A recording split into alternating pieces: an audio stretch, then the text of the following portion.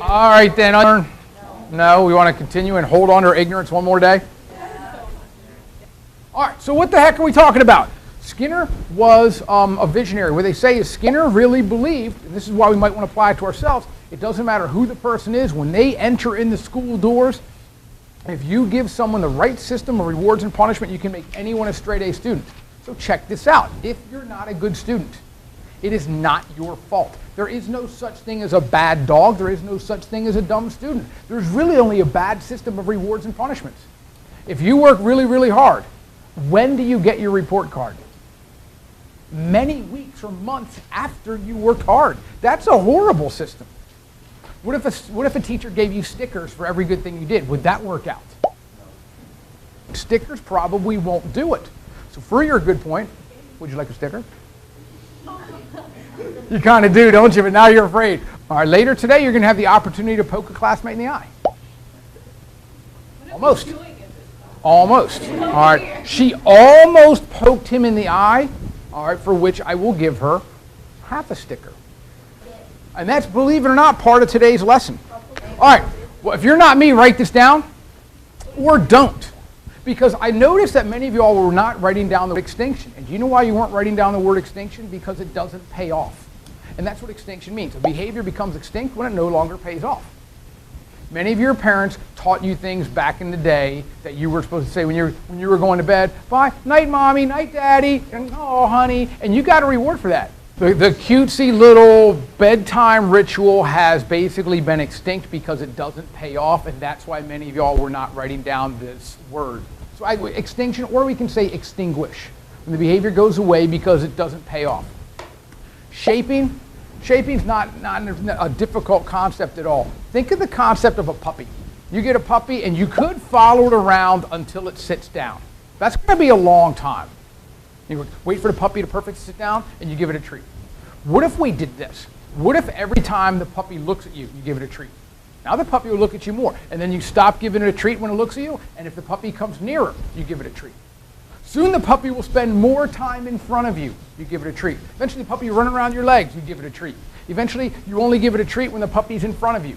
Eventually when the puppy's sitting still. Because you're not trying to bite off the whole behavior and give one big reward. Imagine telling a 6-year-old, look, in 12 years, you're going to get a diploma. Or 10 years, however long it is. 12 years, you're going to get a high school diploma, but you got to do a term paper. But you don't teach a 6-year-old how to write. You don't teach a 6-year-old a complete sentence, a noun, a verb, a paragraph, putting it together, supporting data. That's going to take a long time. So if you notice, first grade is shaping for second grade. Second grade is shaping for third grade, and on down the line. You get the fundamentals first. Concept's easy, but you do have to know 2 vocabulary words for the same thing. Differential reinforcement and successive approximation. Think of the word successive approximation, meaning in a successive series, as the behavior more and more approximate, that's with the final goal. You keep giving it little treats, cookies, or reinforcements. One of the things we got to realize when we started talking about today, the warm-up was, when should you give children an allowance? Not should you, but if you should, how often? Under what conditions? Every week? After they do something you want? Immediately after? Or do you wait until Friday night? Well, that's a good question. He said, how does it matter? That's really going to matter because for rewards to work, you have to understand the system. And look, it's easy to get. It's easy to get the idea of reward for good behavior, punish. But how often? Every time? How long do you wait? Do you give them a reward every 3 times the behavior? Should I give you an A for every good thing?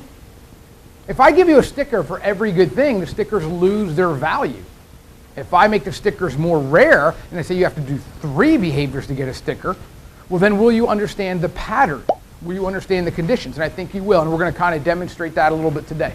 Question? All right, never mind. All right, let's talk about chaining. Chaining we talked about in classical conditioning. Bang! Have you predicted the condition upon which I will startle you? Okay, good. Many of you all are not getting scared, which shows your training is working. All right, the cult is coming together. 10 years from now, you'll thank me, because when the revolution begins, you'll be ready. Do you know when I startle you? So is it every certain time? Typically it comes after when you're talking about behavior. You don't see it because you just go right away. So we haven't figured out what it is yet. We haven't predicted the schedule. And that's actually part of today's lesson. Oh, I got a schedule. All right. You do it once a week because I don't always know. That's an interesting concept. You don't know this, but in my other class, I trained them all to flinch when they came near the front row. What am I training you? Be scared of you. All right. To not ask questions. All right. To stay away from rhinoceroses. Why? Why do we stay away from rhinoceroses? Because they're overweight unicorns and I don't respect them.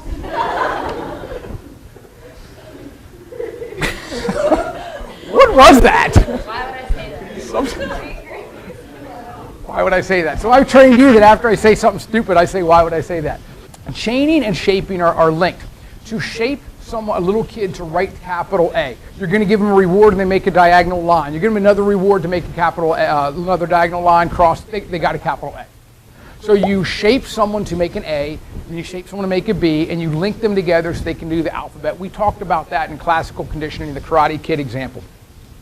When we talk about animal workers, seeing eye dogs, bomb sniffing dogs, seizure dogs, there's some dogs that can smell a seizure coming on in their owner. That's amazing.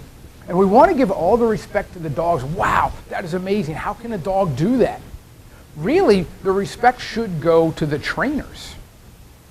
If you have a whole classroom of kids doing really well, should you praise the kids or should you praise the system that encourages good behavior?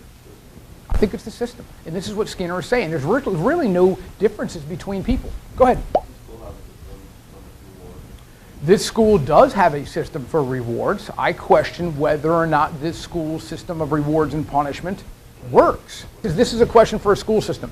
Unfortunately, we have such a large cross-section of students, different abilities, different backgrounds, different wants, needs, and things like that. One system of rewards and punishments doesn't work. Because you've got some kids who are so disaffected, have learned helplessness so much, you say, you better work harder, get to class on time. It's like, get a good grade. I don't care about a good grade. If I go to class on time, then I miss hanging out with my buddies. For them, hanging out with their buddies is the reward in the middle of the hallway or in the bathroom. Don't ask me why people hang out in the bathroom. It stinks in there. But the idea for many of you, I've seen people run to get to class because they don't want to, what, get in trouble? Miss something? It's just weird. So that is a good question. If you're going to have a school system, what schedule, what system of rewards will you have that applies to everyone? The hard part isn't reward, punishment. When, how. And this is what Skinner's genius was. Skinner's genius was, he was not only operant conditioning, but he was such a good researcher, he was precise. Your parents. Do your parents punish you when they get mad? That's wrong. Because they've conditioned you to be afraid of their emotion. Should your parents punish you when you do something wrong or when they get mad? I know, but you understand, they're confusing it. They are not applying the reinforcer. They are not applying the punishment with precision. Next time your parents get mad, say, Mom, time out before you ground me. You need to punish me not when you're angry. You need to apply punishment based on the crime, not on your emotion. Because to do anything else is sloppy science. It's like, don't you tell me that, young lady, I'll back talk and blah, blah, blah. See, Mama's telling you. When you're going to discipline your child and the child spills the milk all over your whatever, your brand new freaking whatever. Are you going to be mad because the child was careless? Or are you going to be mad because your favorite thing was ruined? What are you punishing the child for? And I don't think parents think that through. And I don't think teachers think that through. If you get an A on a good paper, did your parents help you write it? And if so, am I rewarding you for getting your parents' help? That's what Skinner was a genius at. He was a genius at precisely rewarding and punishing things when they need to be done. Got it? Good. All right then, let's roll on. We got a couple things we got to hit. Let's talk about reinforcement schedules. When you write down reinforcement schedules, I want you to write down when and how often. When and how often do you give someone a reward? Every time? Well, then the reward starts to lose its value. What if you punish someone every time they speed? I suppose the police officers could do that. You know what? But then they're going to be tired. They won't sleep. They'll be up 24/7. There's not enough police officers. They'll be letting other crimes go, like grasshopper abuse and blender theft, all right, and things that are valuable to our community. So we should only give a speeding ticket when? Every 5th time you speed? Every 3rd time? Should you not know when it's coming? Continuous reinforcement is what we're most familiar with. You reinforce a puppy every time it sits, and I bet when you brought your puppy home, that's what you did. I bet you taught your puppy to sit and shake hands within a day or 2. Puppy's smart, and you had a real easy system. Every time you do this, you get a reward, but you couldn't maintain that. And I bet most of your dogs, if you've had for a couple years, when's the last time you actually went home and like, all right, dog, we're going to redo your conditioning? You haven't. Since your dog's grown up, you've pretty much let the training slide. You haven't trained the fundamentals. And right now, how many of y'all have a dog that's pretty much good for nothing? Good. Check this out. How many of y'all feed your dog 1 or 2 times a day? For what? What behavior must it do to get food? So it won't be annoying. Your dog's trained you. I will be annoying unless you feed me. So you've trained your dog that if it lives another couple hours, it will get food. Nicely done. Another day. All right, so moving on. When we look at continuous reinforcement, it is great for quick acquisition. Many of y'all taught your puppies within a day, but it's not durable. It's not durable, it doesn't last, because if you look at your dog's like, I don't care what you do. You're going to feed me anyway. Have your parents trained you this too? I mean, at the end of the day, is there any way you're going to get your parents to not pay for or co-sign your college? So next time you get really in trouble, like, I've had it with you. I'm so mad at you, and your mom's all mad. Like, look, Mom, chill. You're going to pay for my college anyway. True? Really? And she's like, all right, I'm not going to pay. All right, fine, Mom. I'll live on your couch. Under what condition will you train the dog? Continuous reinforcement means basically this. You're going to get the dog a treat every single time, but you can't hold that on for long. Quick for acquisition, really quick extinction. Really quick extinction. We want something to last. So we're going to do partial reinforcement. The dog doesn't know when the treat's coming. If we're not going to train a dog, let's say we're going to train a squirrel. Maybe we're really bored. Maybe some lonely old lady sitting all by herself in an apartment building. The only friend she has is a squirrel that sits on a tree and comes to visit her. That's so sad. All right. Why don't you go visit your grandma then, jerks? All right. Let's talk about the little old lady. The little old lady that puts breadcrumbs out for the squirrels in the dead of winter. The squirrel doesn't know when it's coming. So if you feed the squirrel once, the next day I guarantee that squirrel will be right outside your window. But you know, maybe the little old lady doesn't do it. She's busy. She's playing bridge or pinochle or whatever old ladies do. I don't know. She's collecting sugar packets. Because apparently, tell me I'm wrong. How many of y'all got a grandma that just collects random stuff? Yeah, sugar packets. Whatever. So, second day she doesn't feed the squirrel. Third day she doesn't feed the squirrel. Fourth, she says, oh my gosh, I forgot. So 4th day she feeds the squirrel. Squirrel comes back. 5th day she remembers because she felt bad. She missed. So got the 1st, 4th, 5th, then she forgets, 10th. Squirrel doesn't know when it's coming. So you know what the squirrels think? Holy crap, I better come back every day. I don't know when it's coming.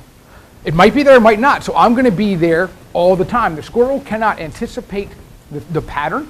So as a result, the squirrel will be there all the time. Your puppy could anticipate the pattern. As soon as the pattern stopped, the behavior stopped.